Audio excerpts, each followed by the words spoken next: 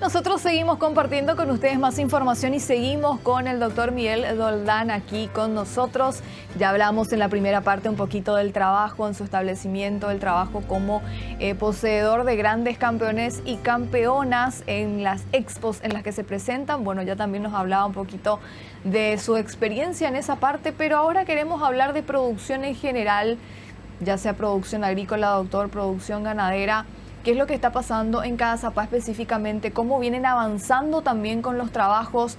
Cuando solíamos hacer contactos el año pasado, recordábamos antes de entrar diciembre o un poco antes, hablábamos de inundaciones, de desbordes inclusive. Me mencionabas que en febrero tuvieron sequía. ¿Cómo están ahora? Bueno, ahora, hace un mes atrás, se estabilizó la parte climática, ¿verdad? Pero ya es el tercer año que estamos teniendo con inestabilidades climáticas en relación a inundaciones y sequías. Y es así como vos decís, en diciembre de este año, del año pasado, tuvimos una inundación que no estaba prevista. En 2 días en nuestra zona llovió casi 300 milímetros. El río Tebicuaro, que es nuestro mayor afluente, se desbordó. Los cultivos en la parte agrícola que estaban sobre toda la cuenca del Tebicuaro fueron grandemente afectados. Sin embargo, en febrero-marzo hubo ya sequía, o sea, pasamos de un extremo a otro. Entonces la cuestión climática está muy difícil de prever inclusive. Entonces cuando uno trabaja en el campo, ya sea en agricultura o ganadería, al hacer las proyecciones o los proyectos, es cada vez más complicado decir qué va a pasar, porque no sabemos qué pasa con el clima. Y en relación al tema ganadero, Cazapá, como gran parte del país, yo creo está sufriendo una disminución del hato ganadero año tras año. Yo creo, ¿verdad?, desde mi opinión, es que es por el avance de otros rubros que financieramente son más rentables que la ganadería de cría. En este caso, Cazapá es un departamento de cría principalmente, si bien existen también cabañas que hacen genética y algunos que otros engordes intensivos, pero son los menos.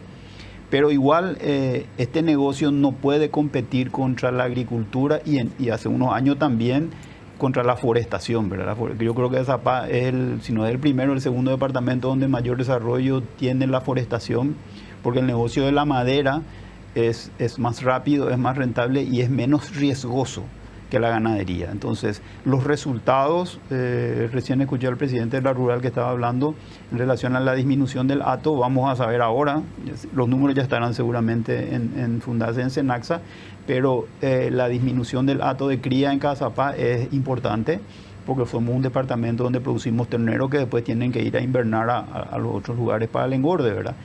Y es un tema que preocupa y que yo creo que toda la cadena del sector pecuario debería concentrarse en ver cómo hacer para revertir eso desde el punto de vista de negocios y desde el punto de vista del control de la naturaleza, que cada vez es más difícil. La cuestión climática es muy, muy complicada, como decías, doctor. Es difícil hacer futurología y decir, bueno, ahora va a llover, ahora no va a llover, y sabemos que todo exceso daña y también todo faltante daña. Tenemos la experiencia, o ahora mismo lo que está ocurriendo en el Chaco. Se pide siempre agua para el Chaco y ahora, sin embargo, están inundados, no tienen caminos, se está complicando mucho todo lo que hace a la producción específicamente, inclusive para la gente misma. Cuando hablamos de Cazapá específicamente y cuando hablamos también quizá de otras alternativas que sean un poco más seguras, cuando hablamos de ganadería específicamente, en un momento dado se hablaba de que que el productor migraba hacia la agricultura, que fueron migrando a la agricultura por una cuestión de rentabilidad. ¿Es más predecible igual, a pesar de todo lo que sea el clima, la agricultura ante la ganadería, doctor? Mira, Katiuska, yo no te podría decir si es o no más predecible, ¿verdad? Lo que sí te puedo decir que desde el punto de vista de la rentabilidad, en la agricultura es mucho más rentable hoy en día para los grandes y también para los pequeños.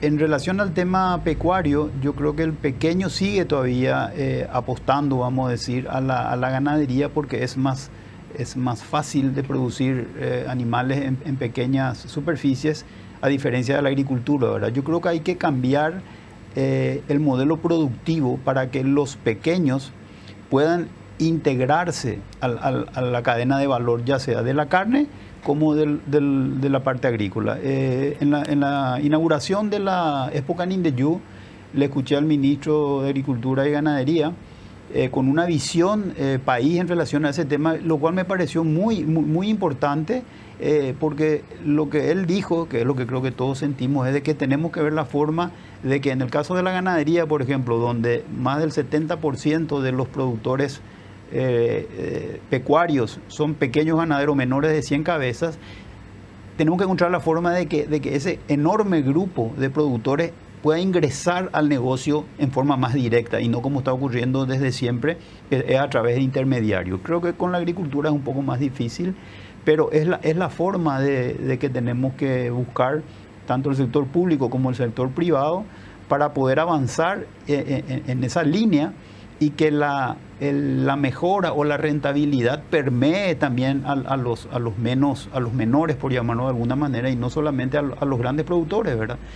Cazapá es un departamento de pequeños productores en su gran mayoría, y debemos trabajar, por lo menos desde la rural, y yo creo que desde la regional Cazapá se está trabajando en ese aspecto, porque es lo que creo que hay que hacer, ¿verdad? Pero la situación es esa, Katiuska.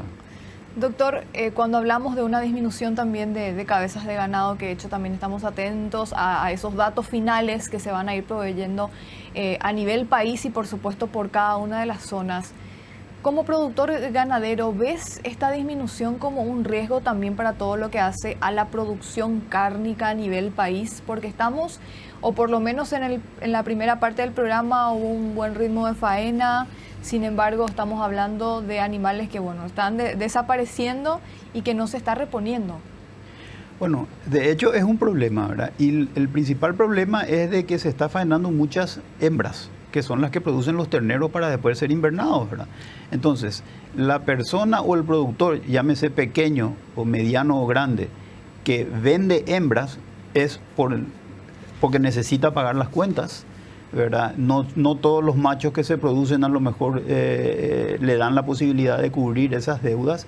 Entonces eso va a generar que haya menos terneros para invernar. Entonces es una cadena en la producción. Lo que nosotros tenemos que buscar, y yo creo que el sector financiero en este caso es el que va a tener que apalancar a toda la producción pecuaria, que sabemos que está más o menos la deuda del sector pecuario hoy en día, según los datos que manejamos en la rural, está brillando los 1.700 millones de dólares, ¿verdad? Y eso no es bueno, ¿verdad? Porque nadie, vamos a decir, saca un crédito por diversión, ¿verdad? Es por necesidad.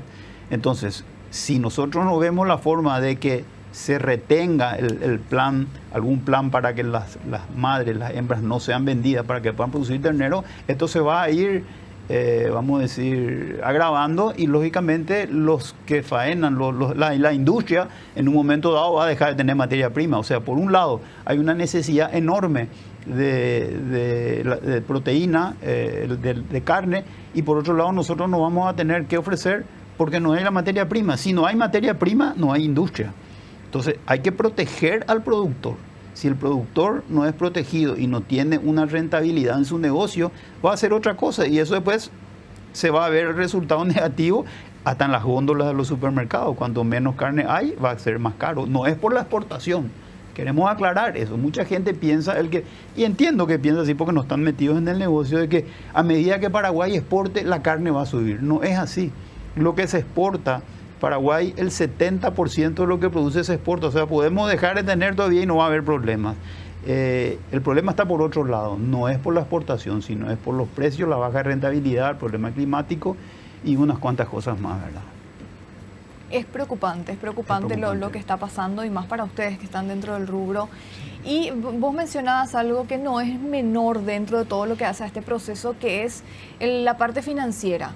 Sabemos que el productor se endeudó muchísimo porque hubo un momento o una época en donde las condiciones no estaban dadas y que necesitaban salvar también el negocio y se endeudaron. Sí. Ahora, la pregunta es, ¿el productor, o por lo menos lo que vos conocés también conversando con otros productores, sigue igual de endeudado o le dio por lo menos para pagar o por lo menos para poder cumplir parte de la deuda en todo este tiempo? Porque sabemos que tiene que ir sorteando igual diferentes dificultades a lo largo del tiempo.